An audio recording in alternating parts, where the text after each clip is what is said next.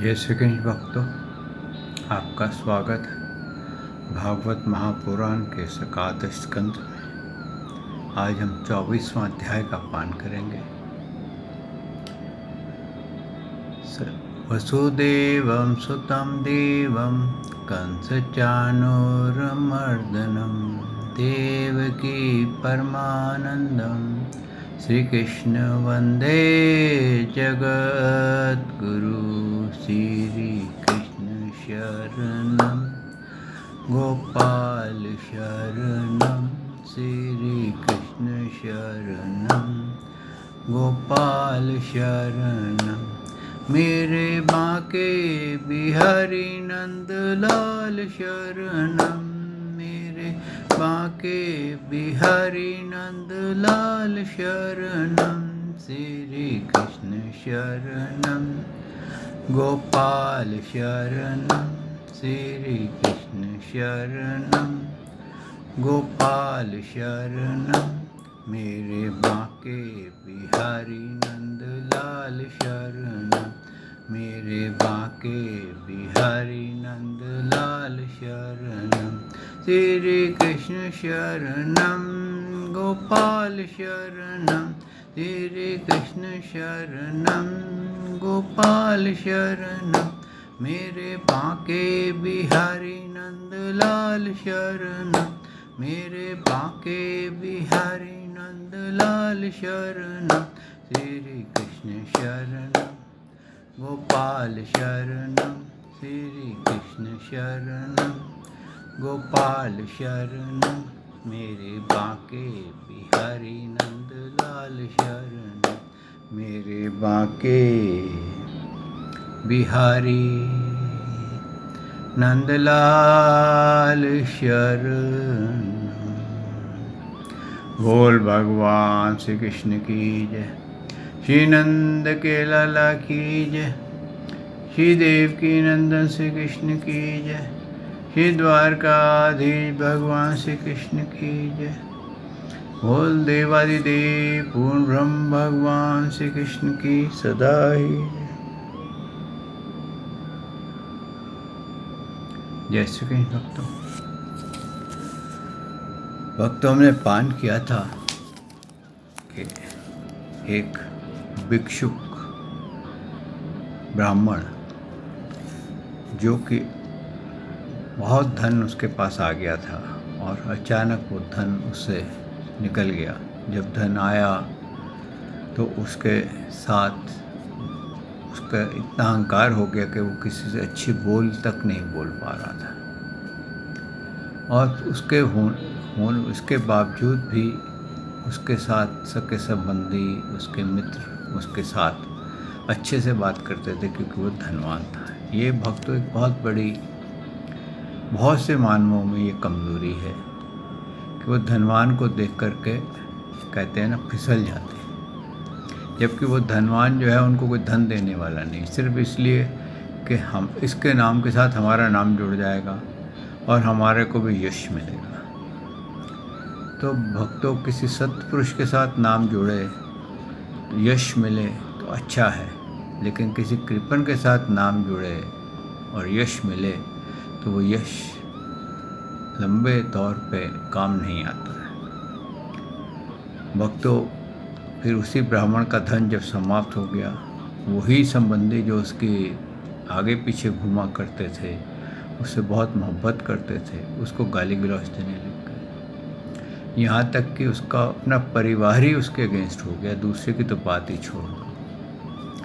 हालत यहाँ तक आ गई कि वो भीख मांगने लगा और उसको सब लोग मार पीटने लगे, दुत्कारने लगे, ढोंगी कहने लगे और उसकी हर तरफ से उसके इंसल्ट करते थे। किसी तरीके से भी उसको चैन से नहीं बैठने दिया गया और इसी के कारण कहते हैं ना, भगवान ने कहा है ना कि जब मैं मोक्ष देता हूँ तो इंसान का सब कुछ समाप्त होने लगता है। और इसी कारण उसका मोह जो उसके धन में फंसा हुआ था, जिसके कारण वो उसको मन दुखी हो गया था उसके जाने पर, अब उसको समझ में आ गई कि ये जो दुख है और सुख है ये मन का भेद है, जो सातों गांठों को खोल लेता है और अपने मन को अपने अनुकूल कर लेता है, तो वो सदा आनंदित रहता है। अब वो समझ गया और उसके अंदर वैराग्य ने तीव्र स्थान ले लिया और भगवान के प्रति तीव्र भक्ति उत्पन्न हो गई। अब उसको पता चल गया कि धन में मेरा सच्चा सुख नहीं है, मेरा सच्चा सुख प्रभु भजन में है और वैराग्य में है। धन हो भी भक्तों, फल की इच्छा मत करो और विशेषकर किसी प्रकार का भी अहंकार मत आने दो। अब वो इतना विरक्त हो गया, अब उसका कोई अपमान करता था तो उसको कोई फर्क नहीं पड़ता था, उसको कोई मान देता था तो फर्क नहीं पड़ता था।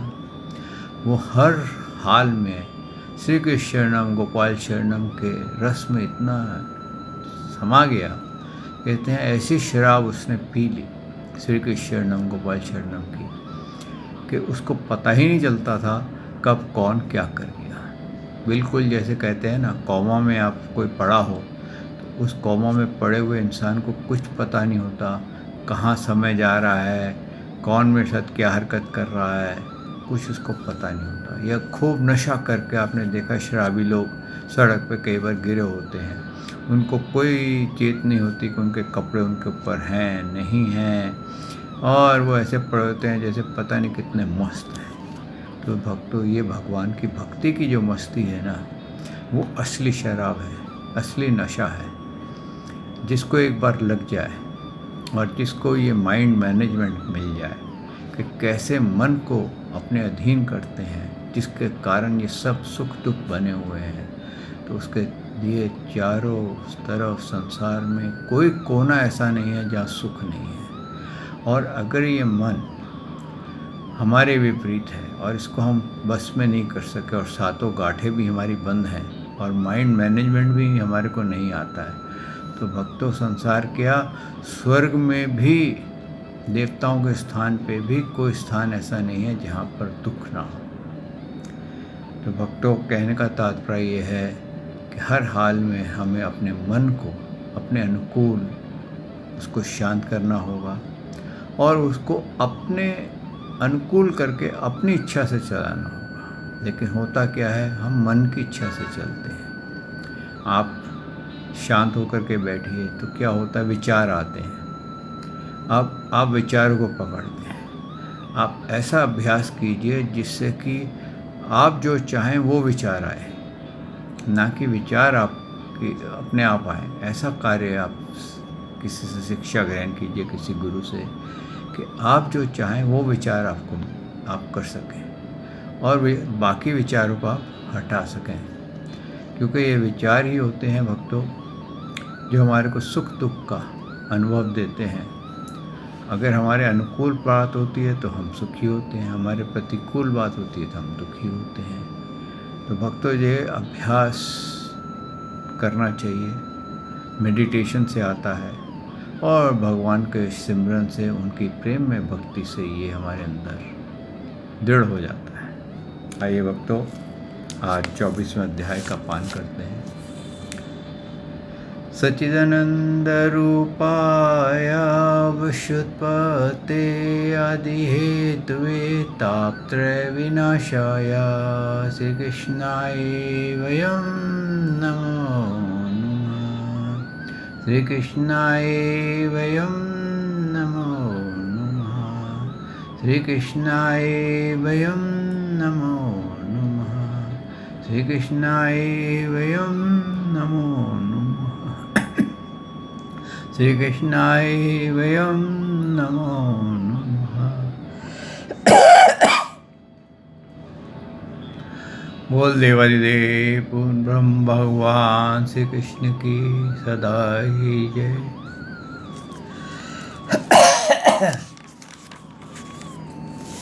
अथ 24वां अध्याय, सांख्य योग।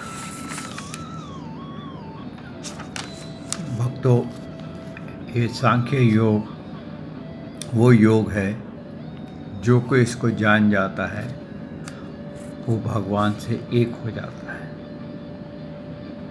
ये सरल नहीं है।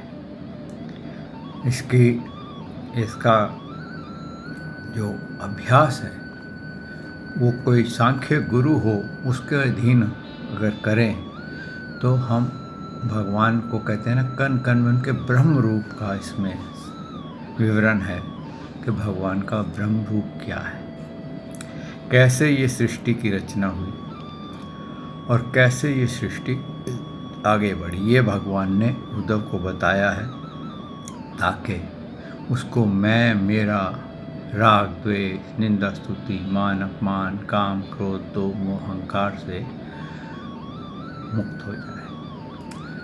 भक्तों, ये वैसे ही है, अगर आपसे पूछा जाए कि मिट्टी से एक बर्तन बना हुआ है तो आप मिट्टी को मूल मानेंगे या बर्तन को मूल मानेंगे? प्रश्न है,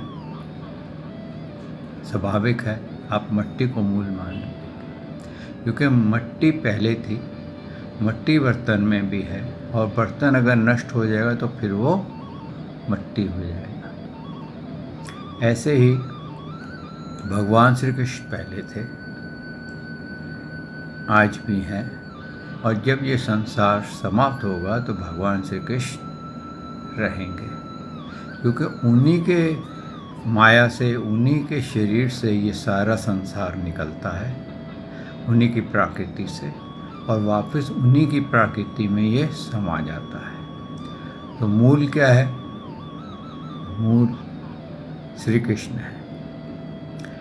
और जैसे कि मिट्टी मूल है, बर्तन बनता है और बर्तन नष्ट हो जाता है, लेकिन मिट्टी नष्ट नहीं होती। यही भगवान ने यहाँ पर उद्धव जी को समझाने की कोशिश की है, और वो उद्धव जी को नहीं, वो हम जीवों को समझा रहे हैं। उनको मालूम था कि आगे कलयुग आ रहा है, कलयुग में जीव सच्चे ज्ञान से भटक जाएंगे क्योंकि ये ज्ञान बहुत ज़्यादा अडल्ट्रेटेड हो जाएगा।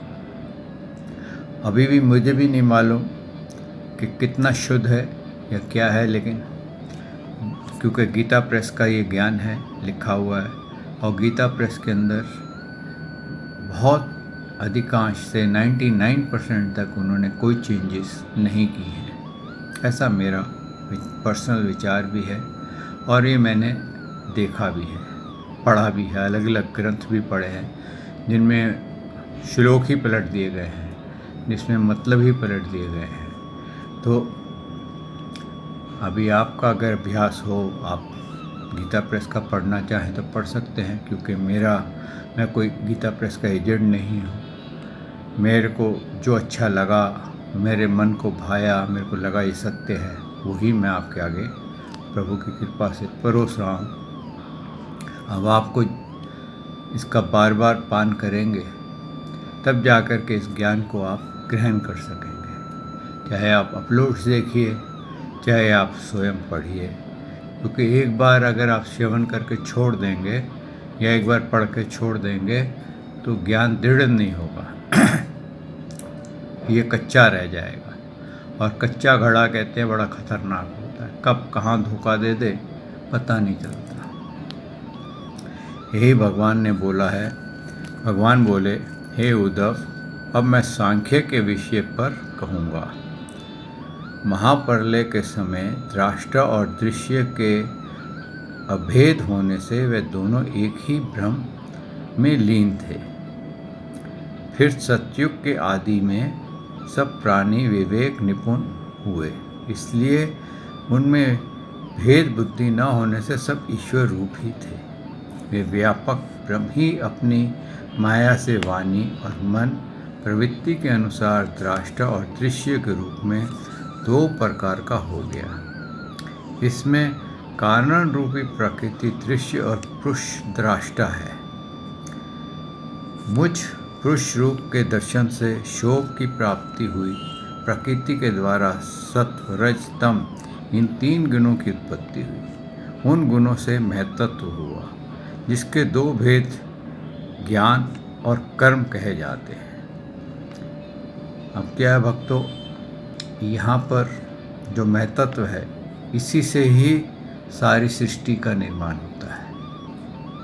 सबसे पहले भगवान ने क्या कहा है कि मैं एक था, ब्रह्म था, और सतयुग से पहले सब कुछ ईश्वर ही ईश्वर था, कहीं उनमें भेद नहीं था, क्योंकि हमने भगवान को समझ लिया था।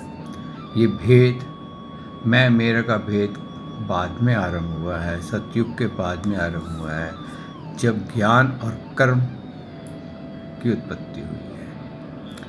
और इसके कारण क्या हो गया है कि इतना भेद हो गया है कि हमें ईश्वर का ही नहीं पता चलता कि कौन सा सच्चा ईश्वर है, किसको पूजें किसको ना पूजें।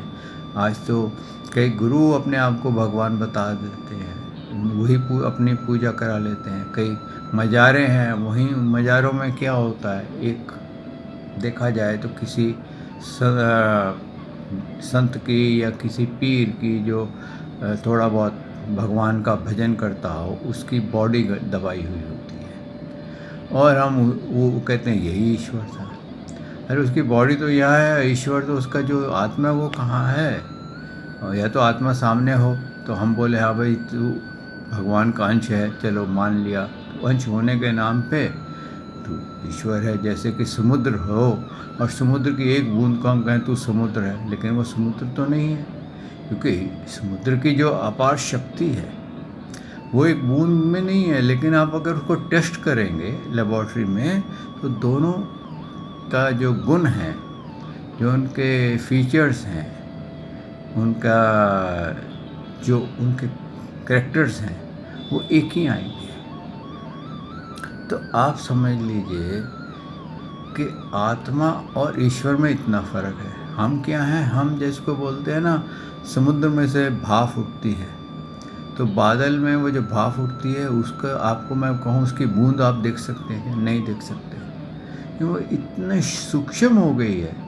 वो सूक्ष्म जो है उसको भी अगर टेस्ट करें तो उसकी क्वालिटी और समुद्र की क्वालिटी एक मिलेगी, लेकिन उसकी शक्ति और समुद्र की शक्ति में अपार फर्क है। कहते हैं ना, धरती आकाश का फर्क है।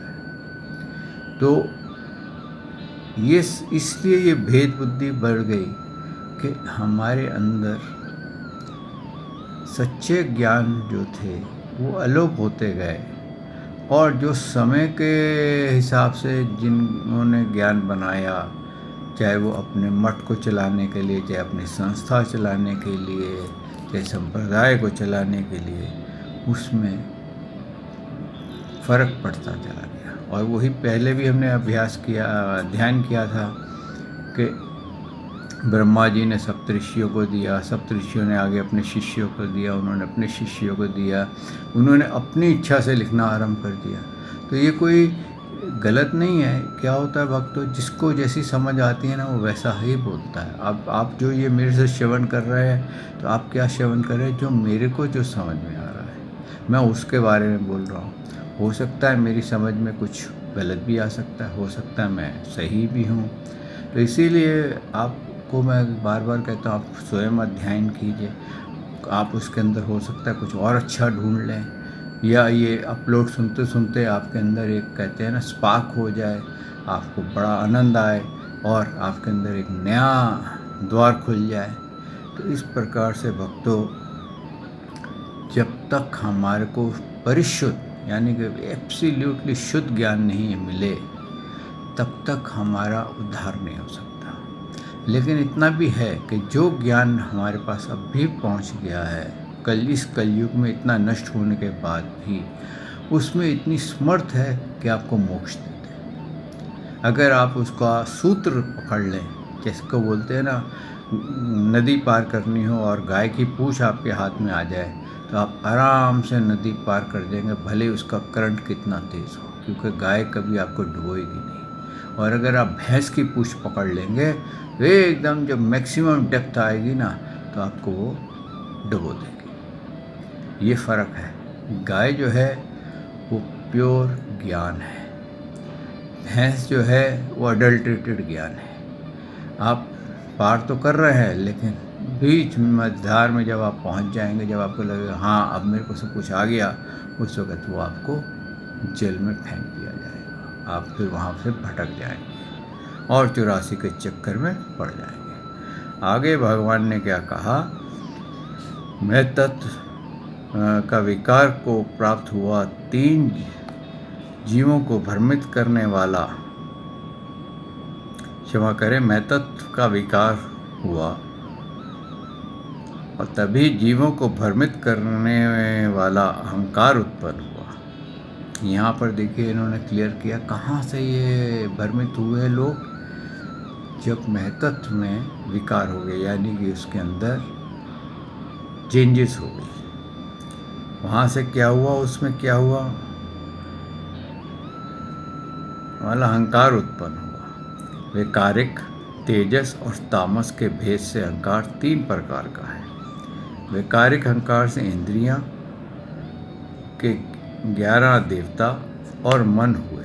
तेजस से 11 इंद्रियां और तामस से, क्षमा करें, वैकारिक अहंकार से इंद्रियां के 11 देवता और मन हुए। तेजस से 11 इंद्रियां और तामस शब्द से स्पर्श, रूप, रस और गंध, ये 5 तन मात्राएं हुई। यहाँ पर आप देखिए कि जब महतत्व के अंदर चेंजेस हुई, उसका जब ये उसके अंदर विकार हुआ, तो उसमें क्या हुआ कि हमारे 10 इंद्रियाँ, 10 ज्ञान इंद्रियाँ, 5 ज्ञान इंद्रियाँ, 5 कर्म इंद्रियाँ, ये टोटल 10 और एक मन 11, और इनके जो देवता हैं वो उत्पन्न हुए। मन का देवता अहंकार शिव जी को कहा गया है। हर एक इंद्रिय का देवता अलग है। आँखों का सूर्य है, रस का वरुण है, ऐसे अलग अलग उनके कार्य हैं। तब उन्होंने कहा, तब मेरी प्रेरणा से उक्त सब पदार्थों ने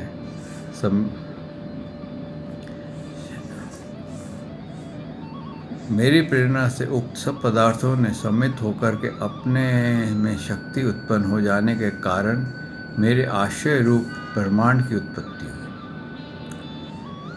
जल पर स्थित उस ब्रह्मांड को मैं नारायण रूप से अस्तित्व हुआ। मेरी नाभि से कमल से ब्रह्मा जी हुए।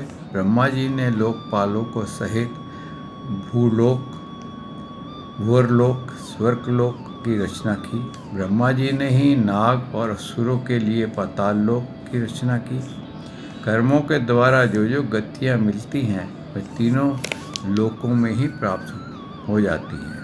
हे उद्धव, इस जगत का उत्पादन कारण प्रकृति, उसके अधिष्ठा पुरुष और गुणों को ही शुद्ध करके कर्मों को प्रकट करने वाला काल, ये तीनों मेरे ही स्वरूप हैं। यहाँ भगवान ने स्पष्ट किया है कि सब कुछ जो है ये मेरा ही एक्सटेंशंस हुई है। यानी कि आप देखते हैं कि छोटा सा बीज होता है बड़का पेड़ का, उस बीज, बहुत छोटा बीज होता है, वो बीज जब उसको उगता है इतना विशाल वृक्ष बन जाता है कि ये भी नहीं पता चलता कि इसका स्टार्टिंग पॉइंट क्या है। ऐसे ही भगवान ने कहा कि जो स्टार्टिंग पॉइंट है इस प्रकृति से पहले वो मैं था, और मेरे से ही सृष्टि की रचना हुई, और मेरे से ही ये सारी सृष्टि रची गई, यानी कि मैं तत्व भी मेरे से ही हूँ। प्रकृति मेरे से अलग एक मेरी शैडो है, यानी कि मेरी साया रूप है, और उस साया रूप में जब मैंने उसको देखा तो उसमें 3 गुण उत्पन्न हो गए, सात्विक, राजसिक और तामस। और वो गुणों में के बाद जब गुण उसमें उत्पन्न हो गए तो उससे मैं तत्व उत्पन्न हो गया।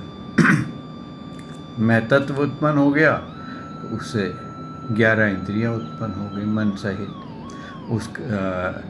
उसके सात्विक अहंकार से देवता उत्पन्न हो गए, जो कि उन इंद्रियों को शक्ति देने वाले थे। यानी कि वो डिपार्टमेंट्स जो वो इंद्रियां चलाते हैं।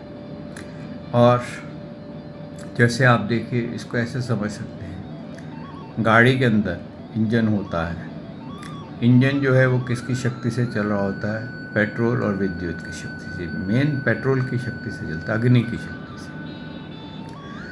जब उसमें वो घूमता है तो उसके साथ क्या होता है? उसके साथ बहुत सारे पुर्जे घूमने लग जाते हैं, चलने लग जाते हैं। और फिर उसमें गियर डालने का अलग होता है, एक्सीलेटर डालने का, उसकी स्पीड बढ़ाने का अलग कंट्रोल है, उसके ब्रेक लगाने के अलग कंट्रोल है, उसको न्यूट्रल करने का अलग कंट्रोल है, उसको आगे पीछे करने का अलग कंट्रोल है। तो हर एक का जो रोल है, आप ये नहीं कर सकते कि एक्सीलेटर से आप गियर चेंज नहीं कर सकते, और गियर से आप एक्सीलेटर नहीं दबा सकते, स्टार्टर से आप उसका ब्रेक नहीं लगा सकते। तो हर एक डिपार्टमेंट, हर एक कोई जो शक्ति है वो अपना अपना कार्य कर रही है। तो ये देवता कौन है?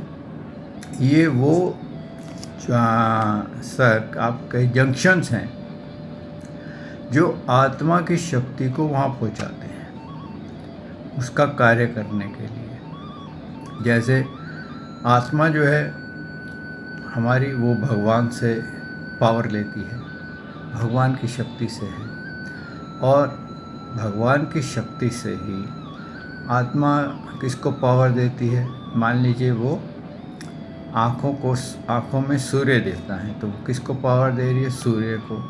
सूर्य क्या है? वो आँखों में से देखता है। अब सूर्य को देखने के लिए भी एक इंस्ट्रूमेंट चाहिए। वो इंस्ट्रूमेंट क्या बना हुआ है? आपके आँखों में पुतली बनी हुई है, आँखों का गोल जो है वाइट वो बना हुआ है, उसके पीछे सूर्य, वहाँ पर एक सूर्य का लेंस है जो कि उस दृश्य को देखता है। ऐसे ही भक्तों, हर जो आपके भुजाओं को शक्ति देता है वो इंद्रदेव कहलाते हैं। जो आपको चलने की शक्ति देता है वो विष्णु जी कहलाते हैं। अगर आप जानते हैं, हम भगवान सबके चरणों को हाथ क्यों लगाते हैं? क्योंकि वहाँ पर विष्णु जी की शक्ति है। जब हम किसी के आगे झुकते हैं, चरणों को हाथ लगाते हैं, तो हमारे को आशीर्वाद विष्णु जी से मिलता है।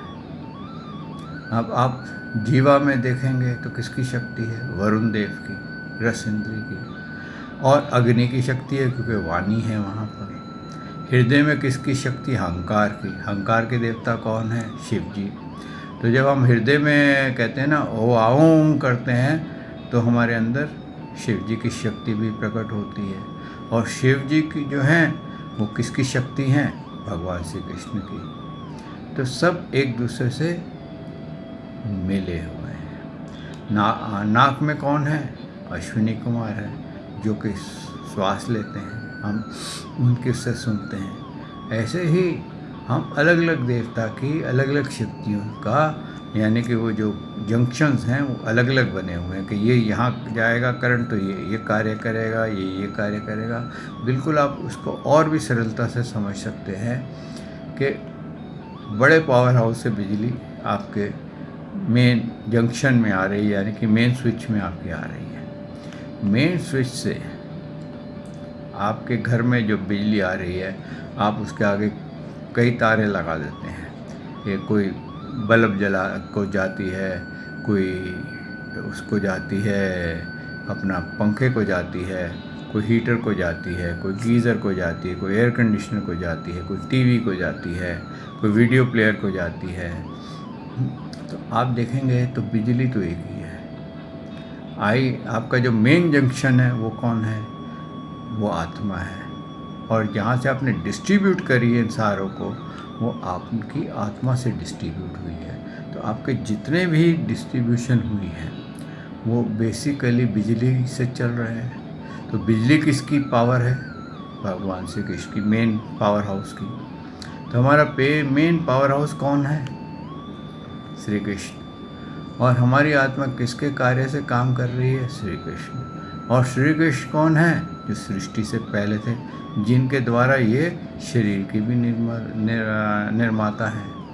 और इसमें भेद बुद्धि क्या होगी कि हमारे को सात्विक राजसिक और तामस अहंकार ने आकर के हमारे अंदर भेद बुद्धि पैदा कर दी, जिसमें हमने भगवान के अंदर भी भेद निकाल दिया कि ये ईश्वर नहीं है, ये ईश्वर है, ये ईश्वर नहीं। हमने देवताओं को ईश्वर बना दिया, हमने आत्माओं को ईश्वर बना दिया, हमने गुरुओं को ईश्वर बना दिया, हमने अनेकों ईश्वर बना दिए। तो क्या हो गया? हम खो गए। तो भक्तों, ये भूल भुलैया से निकलने के लिए ही भगवान ने अपना गीता ज्ञान, भागवत का ज्ञान दिया है, ताकि मानव इस भूल भुलैया से निकलकर सच्चे ईश्वर को पहचाने, अपने स्वरूप को पहचाने और जाने कि वो भगवान श्री कृष्ण का अंश है, ना कि वो भटकने वाला कोई वस्तु है या मानव है। आइए भक्तों, यहाँ आज इस 24वें अध्याय का भी विश्राम होता है और मैं वाणी को भी विश्राम देता हूँ।